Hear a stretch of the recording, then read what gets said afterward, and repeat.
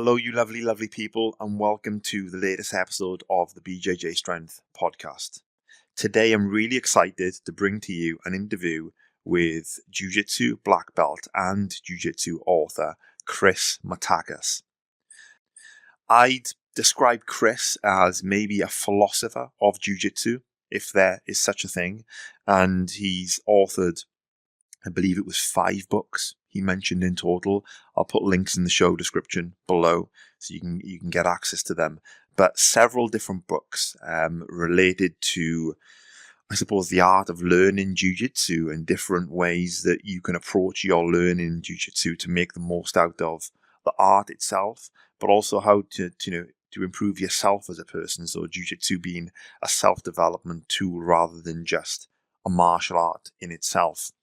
And the book that I have in my hand right now that I've started reading and will finish reading of Chris's is My Mastery: Continued Education Through Jiu-Jitsu. Again, that's My Mastery: Continued Education Through Jiu-Jitsu. And a fantastic book that gives you ideas, strategies, techniques about how you can make the most out of your training time on the mat, and also how you can take some of those lessons and apply them in your day-to-day life. So it's a great conversation with Chris, and I've talked about, I read a lot. I have read a lot in the past, and I did a podcast about some of the books that have influenced my life. But Chris takes the reading to a whole other level, and incredibly intelligent, incredibly eloquent in talking about various subjects. We talk about philosophy. We talk about how Jiu-Jitsu, what you can take from learning in Jiu-Jitsu, and how that can make you better in life. We talk about axiomatic phrases. One of the key books he read, The Way of the Peaceful Warrior, that got him into started on his journey in terms of reading and self-development. A ton of other stuff. We talk about something called Newtonian Jiu-Jitsu, opposing forces in Jiu-Jitsu, the idea of simplicity in Jiu-Jitsu. A lot of really great things. We talk about the ego. The ego is one of those topics in Jiu-Jitsu that when you think about how does Jiu-Jitsu help you in your wider life, ego tends to be one of the things that's thrown around. So we talk about ego and how we define ego and what that actually means, and how actually having an ego is maybe absolutely necessary in some respects. So it's an interesting conversation. It's different to the normal guests that I have, but I think no less impactful, maybe even more impactful in some ways, to what that can mean to your Jiu-Jitsu. And just from reading Chris's book myself, I've already changed my relationship and the way that I see Jiu-Jitsu. So I hope you're going to get a lot from the show. I think it's going to be a really enjoyable one. So one last thing before we get into the show, guys, and that is to announce that we have a great deal for you and the latest sponsor coming onto the BJJ Strength podcast. That's a Grippido trainer. I've talked a lot about the Grippido trainer over the last couple of weeks. I've even done a full video review on YouTube that I'm going to link in the show description. But essentially, what the Grippido trainer is, it looks like a torpedo. It's a pretty cool piece of kit. A long cylindrical tube with a big steel metal ball on the end, and it has 4 fins on the bottom. So it's an incredibly versatile grip training tool. And there are a bunch of reviews on YouTube. I think it's perfect, right? It's perfect for the grappling athlete, because I've been testing this now over the last 6 months, and we've been working together. And there's the number of different things that you can do with the Grippido trainer in terms of rotational strength using a sand bucket, rotational strength by attaching a weight and twisting it with your hand. Very, very good. I think they call it a skull crusher is one of the exercises where you grab onto the end of the ball and hold it up with the weight on the bottom. I particularly love that exercise because it forces you to really bring the thumb into play and the fingers a lot more than we do with many, many other grip strength training activities. And I could really notice how much work I needed in the area of the thumb when I first started doing those exercises, because I could really feel the tissue in the hand being sore the next day, so it really highlighted a gap for me in my grip strength training. and a bunch of other stuff as well, guys. So head over to grippedotrainer.com. I'll put the link below. But most importantly, what they've gone out of the way to do, specifically for the listeners of this show, because they know $10 off any order of $95 or more. And I think the entry level model is $99. So pretty much any order, you're going to get $10 off. So about 10% off. It's a huge discount. And you'll see this piece of kit when hopefully you order one. And it's something that you're going to pass on to your kids, and your kids are going to pass on to your grandkids, and your grandkids' kids are going to, if we're all still alive, or everyone is still alive on this planet at that point, is going to pass on and so forth. It's an incredibly robust piece of kit that's fantastic for developing grip strength. So at the very least, guys, take a look at the video I'm going to link below for the full review of this product. It's a fascinating bit of kit. Oh, and I've got to give you the voucher code as well to get that discount. If you use the code BJJ Strength, one word, again, that's BJJ Strength, one in one word, you're going to get $10 off any order. Again, that's BJJ Strength, one in one word. You're going to get $10 off any order over pretty much any model, right? Because they start at $99. But go check them out, guys, and build some cast iron grips with the Grippedo trainer. Now, finally, let's get into the show. You're listening to the BJJ Strength Podcast, helping you be your best physically on the mats and off the mats. The BJJ Strength Podcast With your host, BJJ Black Belt and Physical Optimization Specialist, Laurence Griffiths. Okay, yeah, we're going. We're good. Do it. Okay, guys, welcome to the latest BJJ Strength Podcast. And today I'm very lucky to have with me Chris Matakas, who is a Jiu Jitsu black belt, but also a Jiu Jitsu author. I've been describing Chris, and Chris, you may or may not like this title, but to my friends, explaining the person who's going to come on is a philosopher of Jiu Jitsu in some ways. But you've got a rich background in Jiu Jitsu. You've done MMA, and today we will talk about a number of things. But what really struck me about Chris is reading one of his books, My Mastery: Continued Education Through Jiu Jitsu, is the whole idea of not thinking about Jiu Jitsu purely in terms of the techniques that you use, but how a simple idea can change the way that you see Jiu Jitsu completely. Well, you haven't, at least that's what the book did for me. But we'll talk about all this really good stuff. So, Chris, with that, why don't you say hello? Hello, everybody. Laurence, it's a pleasure, man. Thank you for having me on here, and I'm just excited to talk about Jiu Jitsu and how it applies to the rest of our lives.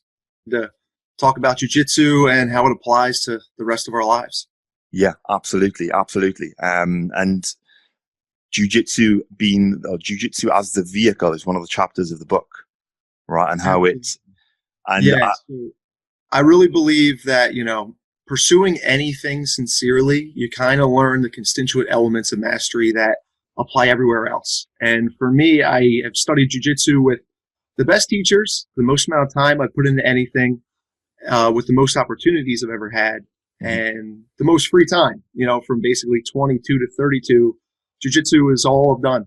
And I've been grateful to be able to sit with it and develop a certain level of competency that I'm capable of. And then to see how that translates to every other area of my life, and that mastery, say, in Jiu-Jitsu is no different than mastery in writing or good relationships or business, and trying to find those corollaries that then I can share with my students so they can use Jiu-Jitsu. Come in and make it their life. For most people, it's a hobby. So if you can give them something that then translates into the rest of their life.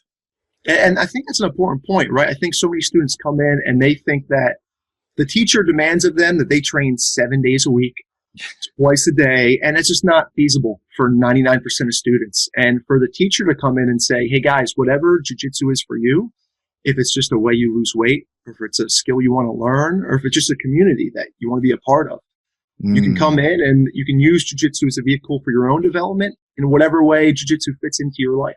And it's different for all of us. Yeah, you said something I've just made a note of there that I'll come back to. But before we get into the deeper stuff. Just give people a rundown of your background. You're a black belt. I believe you got your black belt from Ricardo Almeida, but you fought MMA as well. Give people a bit of context around you. Yes, sir. Sure. So I graduated college in 2008, and then I took my intro class in Jiu-Jitsu. Graduated college in 2008, and then I took my intro class in Jiu-Jitsu at Professor Almeida's school a week later. Mm-hmm. And it's been my life for a little over a decade. I started teaching with Professor Almeida when I was a blue belt, helping out in classes, just trying to do the warm-up and be an uke. And then I competed a little bit. I competed from white, blue, purple, and brown. It was never really a big part of my journey, but it was definitely a part. And I kind of used those measuring sticks as reasons to train very sincerely and purposefully. And Professor Almeida opened up his second school in 2013 in Newtown, Pennsylvania. And I became the head instructor there. And it was an amazing opportunity. So I taught for Professor there for about four and a half years. And then I got my black belt, and with his blessing, I opened up my own academy, which is in Florence, New Jersey. I fought MMA very briefly, 3 amateur fights. They all went well. They were the funnest nights of my life, celebrating afterwards. I guess it's been same deal, about 4 years, and I just really enjoy writing. I enjoy teaching.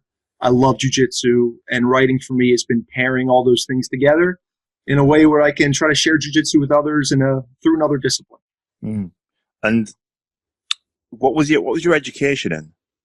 Exercise science, kinesiology, and physiology. Was it really? Well, we'd hit it off on that respect because I love that kind of stuff. But it's interesting because I thought maybe you might have done philosophy, or some other subject. You haven't read one of your books. Yeah, it's funny. To be honest, I went to college to play football, and then I got hurt and I couldn't play football. So I was going to be a gym teacher, and then I realized that wasn't really for me, but I love fitness. So I went down the kinesiology and physiology route. Mm-hmm. And then I graduated college, and I got a job as a strength coach while I was starting jiu-jitsu and going through that process.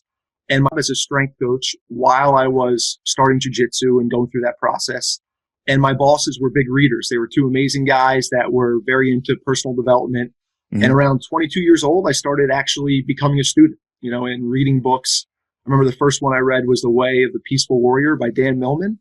And that kind of just set me off. And then since then, it's just been trying to accumulate as much knowledge as possible through all the humanities. And now for me, reading is such a foundational part of my education. And I would rather miss breakfast than my morning reading. Yeah.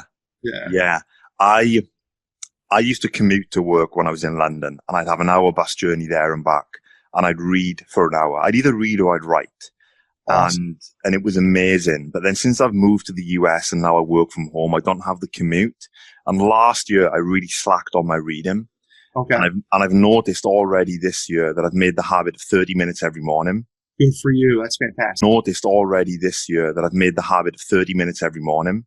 Good for you. That's fantastic. And it's how much my life accelerates in so many different areas from just reading, consistent reading. And I very rarely read novels now, sometimes biographies, but it's textbooks and, however you want to phrase it, but it can be such an and I did a podcast actually, several weeks ago last year about, I think it was 5 or 6 books that had really impacted my life. Oh, what were those books? Oh, wow. One where I believe I mentioned yours towards the end of the podcast. I just started it. The very first book was Change Your Life in 7 Days. There's a guy called Paul McKenna in the UK, and he was known as a hypnotist, but I suppose he's a self-development expert. And it's a very marketing in terms of marketing lingo, right? Change your life in 7 days. It's, it's a bit, doesn't really work that way, but it was the very first self-development book that I read out of university. And it was the book that set me on my journey. I need to look on my shelf to get the rest of the books. The 4-Hour Work Week, the Tim Ferriss book, one of his, had a big impact on me. Oxygen Advantage, which is a more kind of physiology based type book. I think I mentioned that one. Some of Tony Robbins' books as well. So some big things in that. But I was going to ask you. There's a story that you allude to at the start of your book that actually, you don't allude to it. Professor Almeida says that Chris came into the academy one day and said he's got rid of the TV from his room and just filled the room with books. I'd like you to tell us a bit about that story. Yeah, sure. So it was funny. I started training in 2008, right after graduating college. Moved back home with my parents, and I, like I said, just started reading, and I got into a lot of Buddhism and minimalistic lifestyle to the point where my life consisted of jiu-jitsu, reading, going out in nature, and that was about it. Yeah. And it was purposeful. I felt like I graduated college and I was out into the real world, but nothing had changed. And the adults who I always thought knew everything, I was now an adult and realized that none of us really knew anything. So to the degree that I could, I wanted to pursue that understanding. At the very least, try to understand how to use my finite time. So I went to the books and I started reading as much as possible. And I found that my education was basically structured around learning on the mat, learning in books, and then learning from myself alone in nature. And that became my life. And I had a very monastic lifestyle for 10 years where I was able to focus on the things I wanted because there are just so many distractions and they're so accessible now with Netflix and deliveries of food and all the ways you can waste, I don't want to say waste your time, but use your time suboptimally. So I tried to I'm either an all or nothing kind of guy. If I allow myself to enjoy those things a little bit, I enjoy it too much. So I just walled them all off for 10 years and studied jiu-jitsu. Wow. So it was almost straight away you found jiu-jitsu. And when did you make the decision after finding jiu-jitsu that you were going to be all in? Yeah, I remember it clearly. So I took my first intro class. We learned a break fall, a hip toss, a cross collar choke, and I had no money. I just graduated college. I was in debt, and I went back home to my parents and said, I found the thing I'm going to do for the rest of my life. And I remember giving my debit card the last, $200 or whatever I had to sign up. And I knew that day, years. So jiu-jitsu picked up where I left off. Yeah. Okay. And I was going to ask you, it's a void of infinite possibility, right? I think is what you said. I think for you with jiu-jitsu, do you have, is there an end game, a vision in mind, or is it, thinking about maybe some of the Buddhism type teaching? You mentioned you read a lot of Buddhism and it's more about the journey rather than the destination itself. How do you look at jiu-jitsu in that respect? Yeah, so I think it changes throughout your journey. I remember when I started, I didn't like the idea that there were people, we'll call it, of worse morals who could physically hurt me.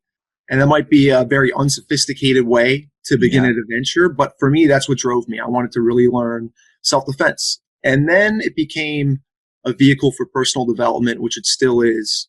But now more than anything, it's a vehicle through which I try to help other people develop themselves. So for me, right now in my own journey, I'm more concerned with helping my students experience jiu-jitsu, learn jiu-jitsu, and apply that as a vehicle for personal development than I am, I guess, directly myself. Yeah. And I think as I get older and as you feel the wear and tear of training so hard for so long, that shift will probably continue to happen. And for me, I think jiu-jitsu is the way that I can serve the community of Florence, New Jersey, because it's the only skill I have. So I'm going to use that to try to improve everyone's lives. And you don't have to do much, right? You just need to get them in the door and let jiu-jitsu work on them. Because like we were talking about earlier, our environment doesn't demand the cultivation of a lot of virtues, right? Life is pretty easy right now for most of us if we're fortunate enough to have an easy life. Yeah. So I think jiu-jitsu becomes that environment cultivation of a lot of virtues, right? Life is pretty easy right now for most of us if we're fortunate enough to have an easy life. Yeah. So I think jiu-jitsu becomes that environment that forces you to go on that own little hero's journey where you go into the unknown, you face struggle, you procure something that your ordinary life couldn't give you, and then you go back to your ordinary life elevated, and then you use whatever you've taken away from jiu-jitsu to improve the lives of those around you. Yeah. And at what point did it happen for you where you said, kind of similar to, my experience with jiu-jitsu, I went in because I wanted to to learn how to fight, to learn to look after myself and defend myself. And then I'm not sure at what point it became a journey for me in terms of, right, it's a self-development tool to better myself. It's not just about learning jiu-jitsu, but there was a very clear point about a year ago where I was at a crossroads with, do I fully pursue jiu-jitsu? And it's a decision I've made a couple of times, and repeatedly I keep making the decision of I want to open a school at some point, and it's in the works, right? It will happen. And one of the reasons that drove me to that decision was, okay, how can I have the biggest positive impact on people's lives? Mm-hmm. And the more that I coached, and I started to coach more when I was here in the US, I could see the impact it had on people's lives when people would come up to me after a class and say, I learned that technique, and I just, oh, wow. There was one armbar I taught someone, and he literally called it the game changer. And it wasn't so much that I taught him the technique, but it was kind of the excitement and the happiness that he got from that. I could see how then that radiates into the rest of his life. Yes. And for me, it was a big thing. So I started this as a question, didn't I? I think the question was, at what point did you start to see it as a self-development tool? And the reason I ask you that is, if you can remember, is I remember being, white and a blue belt, and I hear black belts talk about, oh, jiu-jitsu is life is jiu-jitsu, and these kind of lofty ideas. But I always found it hard until recently to try to actually bring that to make it a reality for me in terms of what that actually meant. So I think it would be really good for listeners to hear you maybe discuss that a little bit. Yeah. So I think it was very serendipitous that I started legitimately reading and trying to understand and study philosophy at the exact same time I started studying jiu-jitsu. Mm-hmm. So they go so parallel with one another that, consider me a white belt in academia as I was a white belt in jiu-jitsu, and then I tried to progress those at the same time and couldn't help but see the corollaries between them. What makes for a better life is the same exact thing that makes for better guard passing. There were so many mythology and all those things, and I think it all came to a head when I believe I was still a brown belt. I had torn my pec working out and realized I needed to make a change. You talk about your life kind of having this same theme where you keep going back to wanting to open up your school. Yep. And Carl Jung had this idea of circumambulation, where your life will continue to have those cyclical experiences as you sort of tunnel in toward what you're supposed to be. And I went to college to play football and got hurt. And I never really liked competing too much in martial arts, but I grew a lot from it, so I did it. And then I thought I was going to compete again, and then I got hurt again. And I saw this recurring theme in my life. And I was probably 29 years old or so, and I realized that I needed to kind of get away and reassess. So I took off 3 months. I went on a solo road trip across America to all the national parks. And it's the longest I've ever gone, without being involved in jiu-jitsu. And I just camped out. I went, Colorado, Utah, and it's the longest I've ever gone, without being involved in jiu-jitsu. And I just camped out. I went, Colorado, Utah, California, Wyoming, Montana. And I just went away to reassess and try to understand what was the best use of my time, because I was teaching jiu-jitsu. I was the lead instructor at my teacher's school for a few years, and I felt that I wasn't growing as much as I wanted to. I'd sort of maybe maxed out that role for personal development. So I wasn't sure if I wanted to keep doing jiu-jitsu, try something entirely different. So I went away. And after those 3 months, I came back and realized that jiu-jitsu is the best way that I know of to help people. Yeah. So I figured I would continue doing jiu-jitsu, but I wanted to do it in a way that would force my continued growth. And the next logical step was to open up my own school and try to lead a community like that. And I have gotten what I hoped for. It's been a great challenge. I've met the most amazing people, and it's forced me to grow in all the ways where whether we can make a more positive impact on the world. So to answer your question, I think the study of philosophy and jiu-jitsu kind of went hand in hand. Yeah. Then I took time off from both of those and just went away to the woods and realized that that's how I wanted to use my time. And then I came back, and it's been full steam ahead since. It's interesting that you say about taking the time off and taking those 3 months off and really removing yourself from jiu-jitsu. And I think people very rarely do that. Or if they do take the time off from jiu-jitsu, they rarely take the time off from doing. And we talked a little bit about, having distractions and so many distractions. You look at smartphones, you mentioned Netflix. And I know I'm really guilty of this kind of stuff, but just having that time to go, that forced time to go away. And it doesn't necessarily need to be 3 months. It could be just 20 minutes a day where you take the time, and just sit in that time to go, that forced time to go away. And it doesn't necessarily need to be 3 months. It could be just 20 minutes a day where you take the time, and just sit and do nothing. And it's not meditate, but just do nothing for 20 minutes and see what happens and see what comes, just percolates in your mind. What do you think to that kind of idea? Yeah, I agree completely. And if you look at the stories from mythology and religion and history, that seems to be the trend, that before anyone does something of considerable value, they tend to go away first and reassess. Mm-hmm. Like, Jesus spent time in the desert. The Buddha spent time meditating under a tree. And the hero always has to kind of go into chaos to figure stuff out and find something new to come back to his status quo and make it a little bit better. And like you said, it doesn't have to be 3 months. Like, I try to meditate every day. That's actually, I have a long list of resolutions, and the big one to not sit there quietly. Yeah. But we are so good at adapting to our environment that if our environment doesn't change, we don't change. We get stuck in this one mode of living, doing the same habits every day, right? Get up, get breakfast ready, drive to work, drive home, dinner, watch something, go to bed.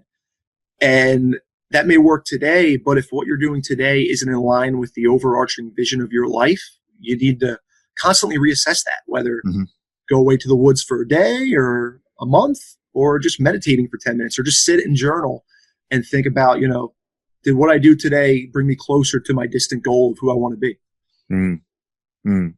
So nature seems to be a big theme for you. Yeah, absolutely. Absolutely. I will walk through a park most days. That doesn't happen every day, but most days. Whatever's bigger than us, God, whatever you want to call it. I never felt that in a building, but I always felt it outside. Very cool. What about the ocean? I grew up by the ocean, or we call it the sea, but the ocean, right? The water in a coastal town, 10 minutes away from the beach. And it's a beach in a industrial town in South Wales. So it's not as glamorous as it may sound, but it was a beach. And it wasn't until I moved away I went to university, to the most landlocked city in the UK. Okay. A place called Leicester. And I didn't realize at the time. And it was when I moved there, I realized how much I missed the coast. And then every time I then go to the beach, and now in California, we intend we're still going to move towards the coast. That's our big goal this year, is to move to the coast. And there's something about it's nature, right? And it's I can't describe, I can't explain what it is or why it happens. But every time I go to the ocean, whether it's the smell of the air, whether it's the sound of the waves, or just looking out to vast. But every time I go to the ocean, whether it's the smell of the air, whether it's the sound of the waves, or just looking out to vast, I call it nothingness, right? Because there's a lot of stuff there, but it's nothingness in terms of civilization, right? It's just the water. I find that's an incredible reset for me. Or just going in the water, putting my feet in the water for 30 seconds. It does something to me, and I think maybe for a lot of people as well. Yeah, I would think so, right? We need to find a way to sort of free ourselves of ourselves.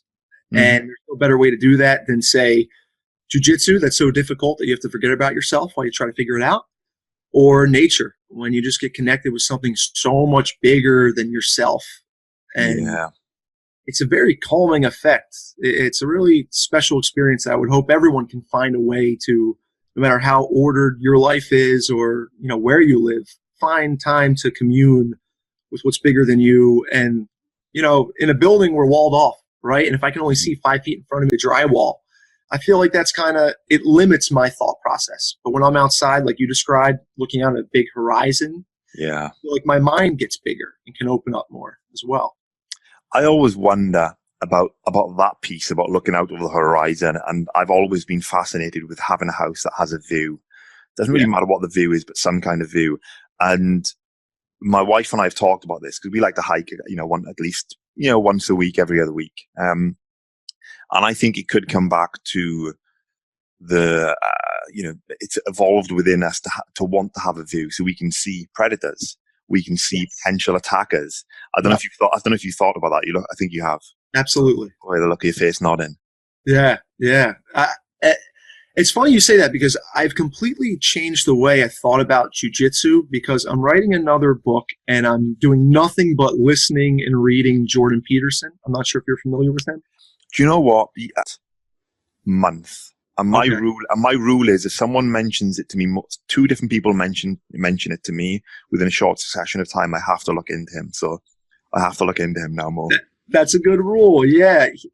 He is really, he talks about a lot of things, but the thing that I find the most value in is his understanding of the archetypal themes in mythology and religion and narrative and how they apply to our own lives and following that hero's journey. And I had heard it first described by Joseph Campbell and it made some sense.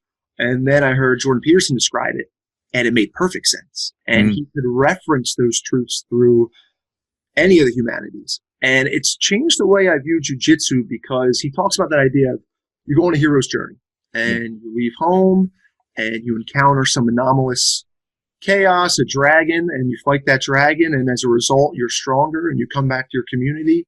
You have more to offer your community as a result of your time away from it. Yeah. Or some anomalous chaos, a dragon, and you fight that dragon. And as a result, you're stronger and you come back to your community. Have more to offer your community as a result of your time away from it.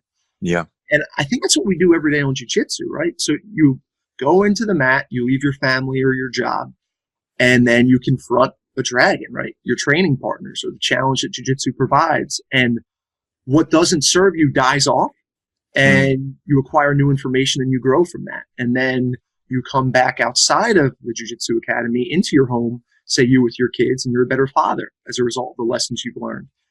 And I'm really starting to view jiu-jitsu as a tool within the hero's journey, but it's the journey for a lot of us. And we talk about that idea that our environment doesn't offer a lot of resistance. So we can create an environment through jiu-jitsu that allows us to go on those daily hero's journeys to let what doesn't, that's really what jiu-jitsu does for us. When we say jiu-jitsu is a vehicle for personal development, jiu-jitsu is a competence hierarchy, to use a Jordan Peterson terminology. And what was that? Sorry, what was that term again? Competence hierarchy or a dominance hierarchy. Yeah. And the idea would be as you ascend that hierarchy, you acquire new skills. And at the top of that hierarchy would be the I, like on the top of a pyramid in a dollar bill. Okay. And the idea is the thing at the top of the pyramid is the thing that pays attention and learns. And that's the thing that allows you to succeed in all pyramids. So when we say jiu-jitsu is a vehicle for personal development, jiu-jitsu is a competence hierarchy that as you ascend it, you acquire the skills that allow you to transcend all competence hierarchies. And that makes you a better husband, father, businessman. And I really think that for most of us, that's the thing that jiu-jitsu is that doesn't really get discussed. And it's the thing that if we could learn to view jiu-jitsu through a guillotine and then apply those fundamental lessons to being a parent or a husband or an employee at work, we can really use jiu-jitsu as a vehicle for the development of our entire person and not just the athlete within us. There are going to be people listening right now that have just heard what you said there and think about, I just want to go to jiu-jitsu and just choke people out. I don't care about an eye at the top of a pyramid, which brought to mind to me Sauron's eye from Lord of the Rings. Is it Sauron's eye? Yeah, absolutely. Pretty cool. But I agree with you a lot, and it took me a long time to kind of wrap my head around this in my jiu-jitsu journey. But what would be maybe 2 or 3 things that kind of core principles that you would learn in jiu-jitsu? I can think of resilience being one, resilience and persistence, that the 2 or 3 things that people could take from jiu-jitsu that then are parts of their life. Absolutely. I would say the first thing would be the ability to learn to pay attention, because jiu-jitsu, each role is essentially a problem that we're trying to solve. And we have a hypothesis, I think this guard pass is going to work. And we do the experiment, we try it out, and it worked or it didn't. But if we collect data, if we pay attention to why things did not work, where we met resistance and what we could have done better to inform our decision next time, we'll be a little bit better. And that's something that I noticed. I always do that in jiu-jitsu.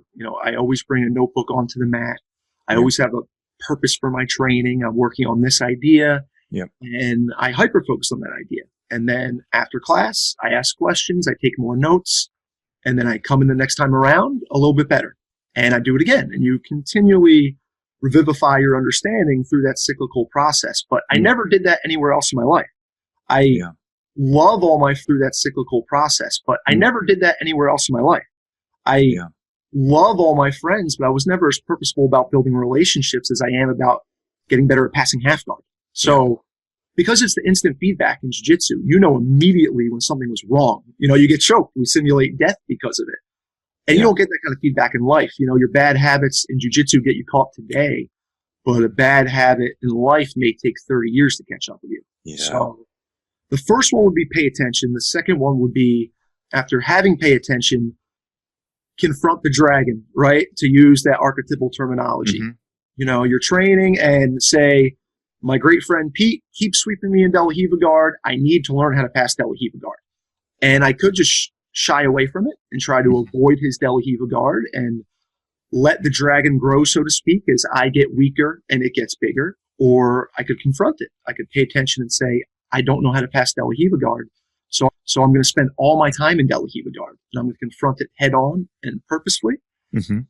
And that's easier said than done. It's easy to do in jiu-jitsu, but it's a lot harder to do in life when you see the dragon that you don't want to face. Yeah. And then the third one would be maybe the most important after that.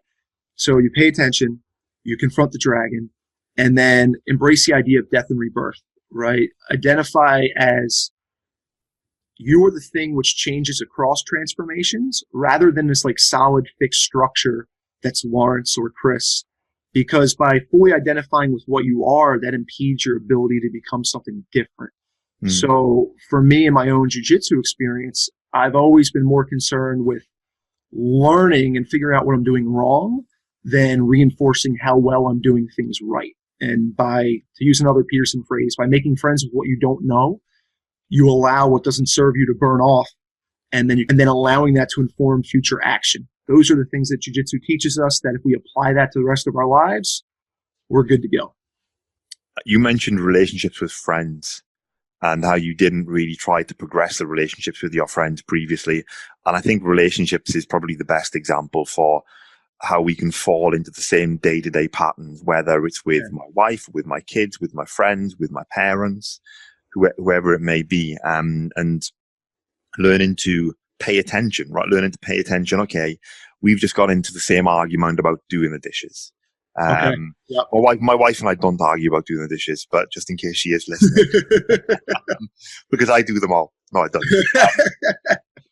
But you're learning to pay attention and then kind of confronting the dragon. And I think when you did say it was confront the dragon. So you get, I'm trying to think of an example. We were talking before we started recording about kids, right? And I've got two girls, and I was a little late because I had the school run, and we were talking about what's it like? And I said equal parts amazing versus challenging. And I had a pretty challenging time last night because she went to bed and then woke up, didn't want to go to sleep, wanted to come into bed with us. And, you know, the easy thing to do would be to pull her into bed. She falls asleep, but then you got into that habit, et cetera, et cetera. And I've yelled at her twice in 3 years, and we were talking about this. I don't feel proud about it. But I think everyone kind of, you know, does it now and again, and I can feel it build up inside of me. And I have to remind myself that I'm getting frustrated with her going to bed. But how do I reason with her and teach her that, you know, that's not the way to deal with things? But I remind myself that she's a 3-year-old. Right? How do you reason with a 3-year-old? You can't, right? It's almost impossible. And she said, I did my bed. Why don't you want to sleep in your bed? Because my bed's silly. What do I say to that? So for me, maybe confronting the dragon is, okay, what raises my temper? You know, what frustrates me, and how do I pay attention to the things that frustrate me, and maybe equally pay attention to the things that bring my frustration down to help me better deal with it. But I think relationships are such a critical area where you can fall into that just repeated pattern because your emotions And because my background was psychology before I went into the world of work and stuff. So I think about this a lot. And, the emotional reactions that we have are much quicker than the way we're able to think about those emotions. Let me put this another way. At least the way I look at it, our emotions can guide the way we act much quicker than we can realize that they're making us act that way. Yes. Yeah. Emotions can guide the way we act much quicker than we can realize that they're making us act that way. Yes. Yeah. And that's one of those things where, to the degree that we sort ourselves out and align all those sub drives within us, when your 3-year-old won't go to sleep and 2 in the morning and you're exhausted, to have that hierarchy clearly defined and maybe some sort of axiomatic phrase to remind you of that you can just call upon at any moment. It's like, you ever hear the book or read it, Principles by Ray Dalio? I've watched a lot of his videos, listened to his podcast. It's on my list. I haven't got to it yet, but yeah. And I think the idea that the book's title after, Principles, having principles so that you make a decision once and then you don't have to make it again. And it just makes decision making efficient. You always, check back and make sure that decision still serves you.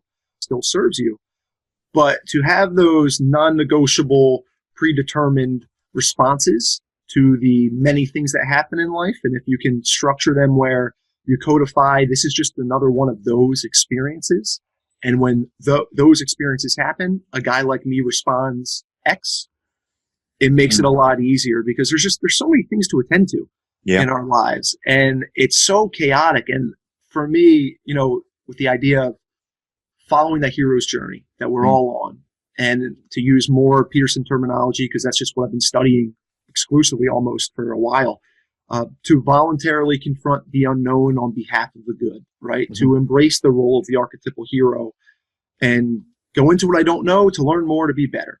And for me, that informs my relationship with my fiance, my school, my training, my academic study, the things I'm trying to do in writing. As long as I'm buff, then what I'm doing is okay. And it serves my overarching vision. So you being the guy that you are, you want to be the best dad you can be, and only yelling twice in 3 years is a pretty amazing accomplishment, I would imagine, not being a parent. I hope so. Thank you. I would think so. But I guess having that easily called upon axiom that, I am the father raising the exploratory hero, and I'm here to serve my child. So calling upon that in that moment where maybe you're tired, your back hurts, it's 3 a.m, you're stressed about work tomorrow, makes it a little bit easier to respond in the way that you would respond were emotion not involved in it. So the example you gave of an axiomatic phrase there was, I think you just made that one up on the fly. It's like, I'm the father trying to guide this girl to be a hero through her journey, right? Which is, I'm going to need to borrow that. I'm going to need to borrow that one. Please do. So, do you have any other examples of maybe phrases you use on a daily basis to give people a bit more flavor for this? And that has changed throughout the years. Okay.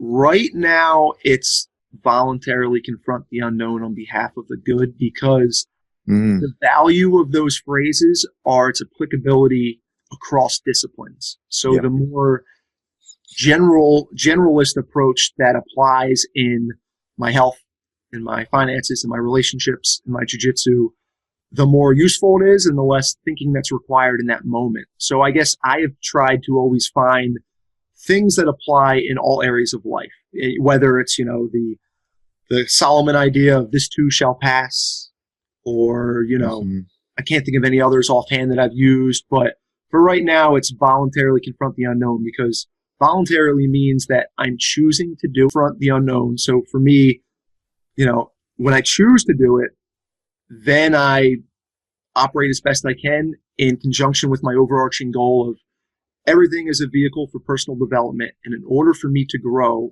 I need to go somewhere where I'm not strong so I can acquire strength. And then I do that for the betterment of myself, which means I'm a better partner to my fiance, and outside of our couple, I'm better in my community, and then hopefully the world. So my advice would be, try to find a quick axiom that applies across the many disciplines of your life. And the more generalist it is, the more you can immediately infer the meaning in the specific area that you're addressing at that time. I was using one. Well, I don't know if it directly came from your book, but I can't remember. I'm going to flick through. And I think one of the chapters is about remembering that you know nothing. Yeah. And I don't know if it directly came from your book, but I can't remember. I'm going to flick through. And I think one of the chapters is about remembering that you know nothing. Yeah. And I had it on my whiteboard. I've read on my whiteboard at the start of the year, but I had it on my whiteboard for about 6 or 7 weeks. And I would tell myself that, remember that I know nothing, or we know nothing. And it served me well in so many different areas.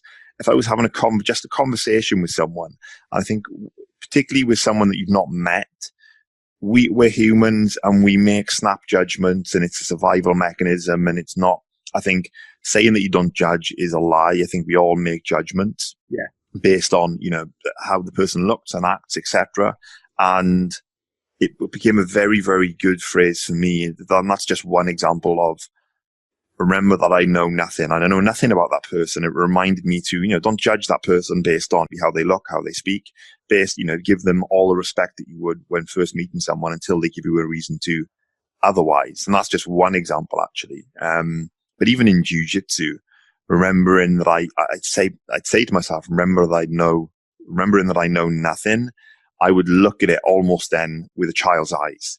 I could be rolling with someone who's a white belt or a blue belt, and someone I tapped out 1,000 times before, but it almost became like I wasn't fighting the person anymore. I was fighting what they put in front of me. I'm going on a tangent, but please, it's a great tangent. Yeah. But I like that idea, and I think just axiomatic phrases to try and. Do you think it breaks the pattern? Do you think that's one of the things that it does, and it stops to remind you, and that's one of the reasons why it works so well? I think it breaks the pattern of letting emotions guide your immediate actions, because your emotions may not be fully in line. It's the pattern of letting emotions guide your immediate actions, because your emotions may not be fully in line with your higher goals, right? The meta goals for your life. Yeah. So you said that you studied psychology. I really like the idea that the many impulses within us are essentially sub-personalities, and they're all vying for the light, right? They're all vying to be atop that hierarchy in that moment. Mm-hmm. And anger is really good at yelling louder than all the other emotions and all the other drives. So putting at the top of that pyramid within yourself, within your own psyche, something like voluntarily confront the unknown on behalf of the good, and having that speak the loudest makes the anger not as loud, but it also gives you reference to, I don't have to just listen to what I'm experiencing inside my head right now. What's going on inside my head and in the physiology when your body changes from those emotions? What is that in contrast to my optimal response in this moment? And that's hard to detach yourself from what you're experiencing. But to the degree that we can detach ourselves in that moment and ask, what action will take me closer towards my highest goal? Easier said than done, but I think a lot of the mistakes we make, some are from omission, but a lot of them are from commission, right? We just respond impulsively in a way that didn't serve us. And if we can not have to play so much defense within ourselves by just aligning everything properly so we can play more offense in the world, it makes life a lot easier. Is that something that's been helped through meditation? I have to think it does, right? If our goal is to be able to detach from what we're experiencing, we need to know that the voice inside our head that's talking is one aspect of us, but it's not all of us. Thinking mind is going to be very upset when your 3-year-old comes in the middle of the night when you're trying to get a good night's sleep. Yeah. But if you are training the ability to disassociate with those thoughts and to recognize that you're the space in which those thoughts arise, you'll probably respond more favorably than you would otherwise. It was one of my biggest lessons through meditation. I've meditated. The last 6 months hasn't been as consistent as I like, but about 10 years, and have read various books and tried different versions of meditation. And one of the biggest lessons for me was that the voice that goes on in your head is not, it's not you. The way I like to think about it is your brain has got the millions of synapses that are firing off all the time. They're just firing off, and it's almost like static. Imagine you're just flicking through the TV and you're in between the channels and it's just static and it's off all the time. Most of it is nonsense. The vast majority of it is nonsense. And you become one of this could have been from the Paul McKenna book I read, I can't remember, but almost sitting within a theater and imagine that you're watching a screen of your thoughts and what's actually going on is one of the visualizations that I use. And that was a big lesson for me, realizing that just because my brain has fired off some garbage in my head, that it's almost like people call it a brain fart sometimes. They use that term in a different context, but it's firing off this garbage. And that doesn't have to be me. That's just my brain just blurting out a bunch of rubbish and a bunch of noise. I can choose whether I react to that or not. Yeah. And I think that thinking mind is a reflection of the wisdom within you, but it's not a whole reflection. Like, I'm very aware that my intuition and my body knows much more than I've been thinking a lot lately about the idea of your conscience, that voice inside your head that's talking to you. Yeah. Because Jung had this idea of the self, which was who you could be in your totality if you manifested yourself completely. Mm-hmm. And the self makes things meaningful today to guide your path towards the actualization of becoming that thing. And I have to think that conscious voice in your head that tells you, hey, bro, you really shouldn't be eating that ice cream, or you should probably go work out today, or you should probably read more difficult books. The voice that in our best moments, we listen to, but often we don't. I have to think like that's the archetype of the self talking to you now to make itself manifest. Mm.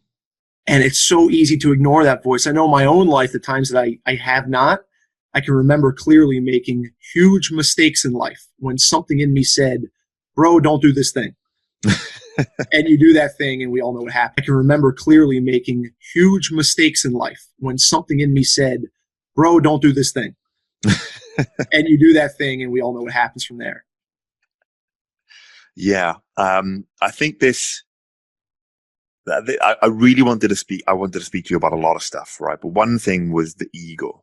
Mm-hmm. And the reason I wanted to speak about the ego with you is because of all of the reading and the studying that you've done, but also because it seems to be the most common thing or the main thing that people talk about with Jiu Jitsu and self-development is that it helps you get rid of the ego. It helps you beat the ego. I think nothing is ever going to get rid of the ego, for one. I think, two, the ego isn't always bad. I think what you call the conscious there and the self, some people would call the ego. The ego can also be the thing that goes, no, you need to do that workout today. No, you don't need to eat that fourth piece of apple, and it can be bad. But also the ego is just a man-made concept to try to understand the mind. Yeah. So I wanted to get, I want no specific question about the ego, but I definitely wanted to speak to you about it. Yeah, so I guess it would be dependent upon how you define the ego, right? Because depending on what school of thought you come from, it's something different. I've recently been studying a lot of Carl Jung, and this could be completely off because he's very hard to understand. But it seems like the ego is sort of the bridge between the conscious and the unconscious in a way that the persona, like the mask we all wear, who we are in society, is a bridge between consciousness and the world. And it's a sort of negotiation, this ongoing negotiation. And ego for me seems very in line with the need of survival, right? It's a very fixed, protective structure. Yeah. And like we were talking about, be a master. And the ego is trying to protect itself, saying, in a sense, I am enough as I am, and it's okay, which is true. Mm-hmm. But when that impulse for self-preservation is too strong and you continually try to preserve what you are at the expense of not becoming what you could be, it becomes a problem. And with that idea of making friends with what you don't know, when we think of ego, we think of someone who says, I know everything. There's nothing I need to learn. I'm good. I'm fixed structure and I got it. Yeah. And that's an example of being tyrannical toward yourself. So for me, I think we need an ego because, like, for me, football in high school was a huge part of my life. Mhm. And I loved identifying as a football player. From ages, 15 to 18, I liked the identity I had and I felt good about it. I liked wearing the jersey on game day to school. It was like a status thing. And you need the identity I had and I felt good about it. I liked wearing the jersey on game day to school. It was like a status thing. And you need the ego to an extent, but I have to think maybe once we get past that point in life where now we start caring about people more than we care about ourselves as a father or when you have a partner, I think the ego serves a lot less use in adult life. We still need it, but I would hope that at this point in our lives, like, I'm not sure, how old are you, Laurence? 36. 36, and I'm 32. I think we've been humbled enough by life not to have the need to say we know everything by now. Yeah. And I guess, again, it would depend how you define the term, but I thought ego was very important for me when I was younger, but it was also important in jiu-jitsu. Like, if I'm honest with myself, I think the reason why I developed the skill I did was because I hate losing. And I didn't like that people were better than me. So it made for really good jiu-jitsu, but probably not good for a holistic development as a person. Yeah. But it made for really good jiu-jitsu, but probably not good for a holistic development as a person. Yeah. But if my guard got passed, I would be upset until the next time I trained, and specifically until I trained with that person, and it didn't happen again. Yeah. Never in a competitive way toward them, but just out of, we'll call it shame for myself. Mhm. And that was a really good tool to acquire a great skill, but it wasn't a really good tool to find contentment and peace and joy in the present moment. So maybe depending on your goal, if you can have that honest self-assessment and you can see that I am working toward this goal because of, we'll call it ego, great. But when you achieve that goal, maybe leave the ego behind. Yeah. And you talked about earlier, for people to decide what jiu-jitsu is for you or what jiu-jitsu is for them. And if you're someone who wants to be a world champion competitor, maybe losing sleep over the fact that someone passed your guard. Ego, if there is such thing as an ego, then, maybe that's a good thing. But like you said, if it does that lead to long-term contentment, the ability to let things go, to let go of the fact that someone cut you up on the freeway and you shouted at them and then you're angry because you shouted at them and then you're telling yourself that you're a bad person because you shouted. So that it comes down to, what jiu-jitsu is for you in many ways. Yeah. And I really wonder if you can achieve the highest level of success in anything without a massive ego, right? I don't know if you can. That's kind of par for the course. Like, you have to be driven by something to do something so exceptional that requires such a great sacrifice. There's a theory. Sorry to interrupt you, but I was going to say there's a theory that many of the top business leaders are psychopaths. have you ever heard that? Yeah, and I mean, I don't want to speak in generalist terms, so I just went through a very traumatic psychological experience where I tore both of my pecs. Wow. And we can talk about that if we want to. I'd almost rather not, because I'm coming out of it. I had surgery 14 weeks ago and everything is great. But for months, I was in 2 slings, and you learn a lot about yourself when you can't use your arms for a while. When you get used to doing that, certainly at a, athletic level that allows you to do kind of whatever you want. Mm-hmm. Sorry, where were we going with this? I said we were talking about you said that you can't almost have to have an ego. Ego to be successful. And I said there are some people, I don't think I'm not sure if there are studies on this. Maybe there are, people can let me know, but the theory that a lot of business leaders are actually psychopaths because they don't care about other people. And absolutely. And so I've been thinking a lot about that, because sitting with 2 pecs, reflecting on my life, and I reflected on the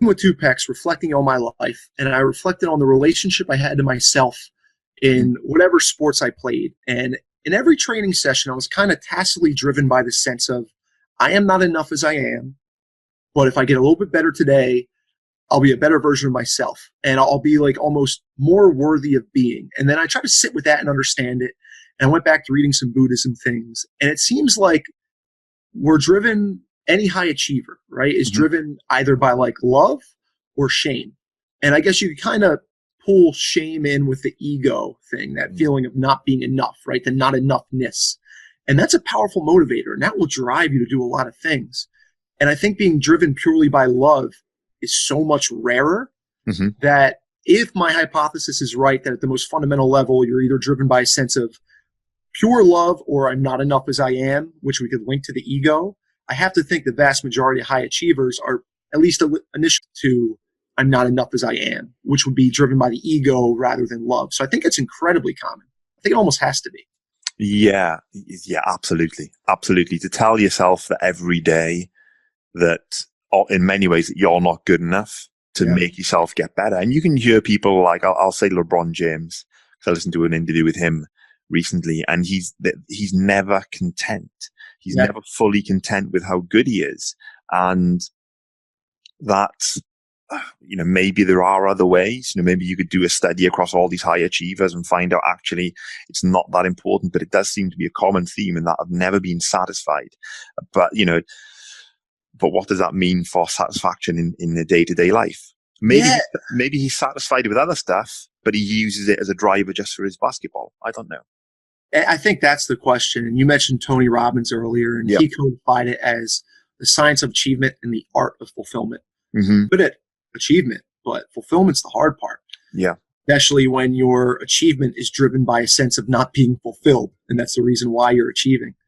I notice as I get older, I kind of continue to shift towards more of a focus on the fulfillment part than the achievement part. But it's tough, man.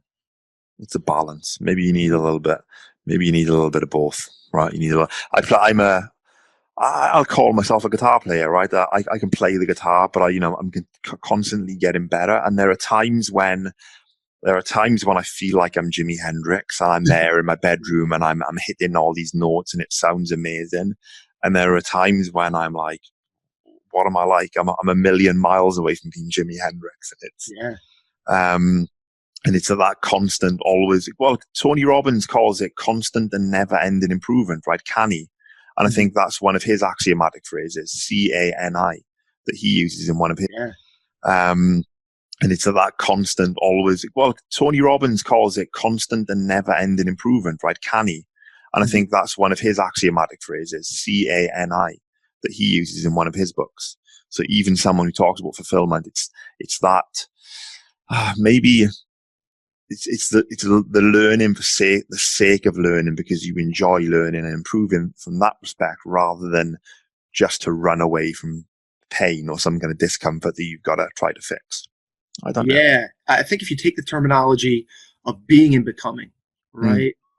We are so good at the becoming part, but the whole part of becoming is so that you can be, right? And you can be better. So I think the sweet spot is when you practice the being within the becoming, because like we said, we're always going to be working on something. You're always going on your own hero's journey, because to sit still is to fall behind, right? Our environment continually adapts and we have to find enjoyment in that. And like you said, you carve out time for your reading. I make myself do a gratitude meditation, and I use the Tony Robbins one. He has an amazing guided meditation on YouTube. I listen to that most days in the sauna, and it's a really simple structure. It's 3 things I'm grateful for. And then it will go 3 things, well wishes for others. And then 3 things I want to happen. And I practice gratitude as if it already has, and just building gratitude in. So we do character assignments with the kids in our Jiu Jitsu academy. That's one of the favorite things we do. So they have their Jiu Jitsu stripes and the kids love the stripes and the belts. But we also have character stripes. So they have a month challenge where they have to do something. And if they achieve that goal, they get their green stripe. And we've done, 20 random acts of kindness. We've done, right now it's actually voluntarily confront the unknown on behalf of the good. And you can be purposeful about that. Acts of kindness. We've done, right now it's actually voluntarily confront the unknown on behalf of the good. And you can be purposeful about that. And one we did around Thanksgiving was gratitude. And we talked about, guys, this is the antidote to like all negative emotion, because you can't be angry or sad when you're practicing gratitude. It was so cool to have these kids starting at 4 years old have to articulate what they're grateful for. And to see them try to do it in the moment, and it's a skill that some of them have not cultivated yet. I know I didn't for a long time because it's so easy to, like you said, relationships are so important, but they're just so ubiquitous that we don't pay attention to them. But to develop the skill to be able to be grateful. So if you're, to go back to you, right? Imagine if your daughter walks in at 3 a.m. and you're exhausted. Imagine if your first response was gratitude rather than anger. I mean, that's a complete kind of experience. So you train that skill of gratitude. And to the and nice. I've got a ton of tattoos, so it's kind of maybe not so strange, but the phrase is one day. And I told this to my wife, and she said, well, one day sounds like you're procrastinating. Oh, I'll do it one day. I'll do it one day. But it came from a poem that I think my wife had shared with me. And the poem goes along the lines of, I forget what it says, but the idea being that remind yourself that one day it's going to be the last time that kid, your child, comes into your bedroom and wants you to go into the bedroom with her. It's a heavy idea. Yeah. And one day it's going to be the last time that you're going to change a diaper. It's going to be the last time that you're going to wake up and, pick them up from the crib and they're going to be screaming, crying. And it makes you appreciate the fact that you go, yeah, that's one day that's going to happen. And one day you're going to miss it. And that's, I forget where we were going with this, but it's, for me, just kind of, appreciating that we were talking about. And it makes me a lot more grateful for that. Little stuff like, okay, I'm doing the dishes now. This is a pain in the arse, but isn't it amazing that I've got fresh, clean running water when so many people in the world don't? And those little things. And again, our lives, in the Western world are so easy, right? You do have fresh running water. I've never had to think about water. So actually, we just partnered with Justin Wren. We're helping build a well in Africa. And that was part of our January focus in the school.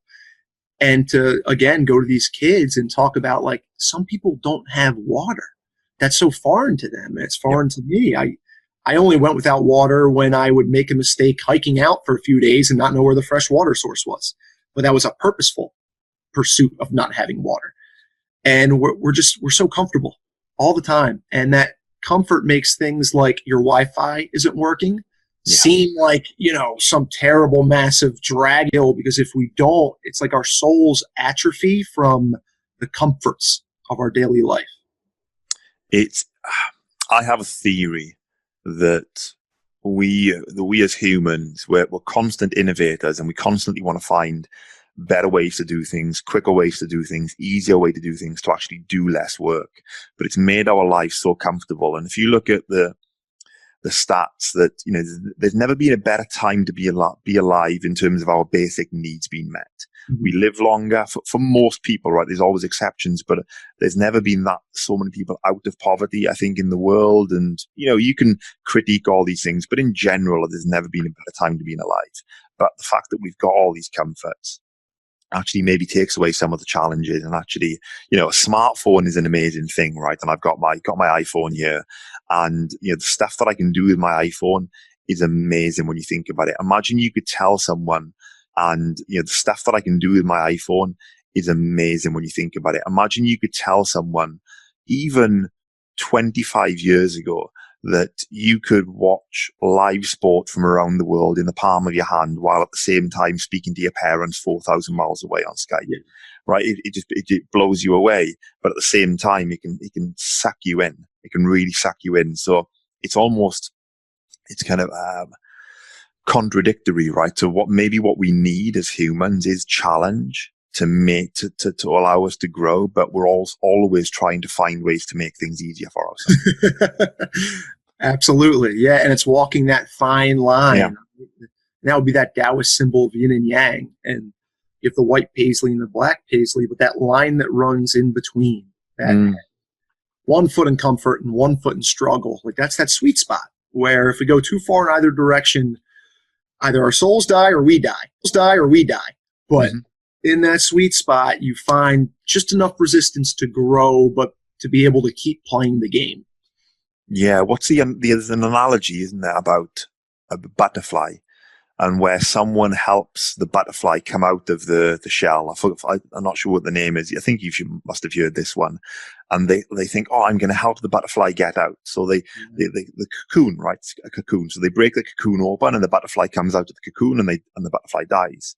And the butterfly needs that resistance to grow its wings and to become a butterfly. And it's an analogy, but I think it's a good way to visualize why we need some of these things. Yeah, and to take it out further, in a sense, we're the butterfly, and our culture is opening up that shell that allows us to come out and emerge. And the role of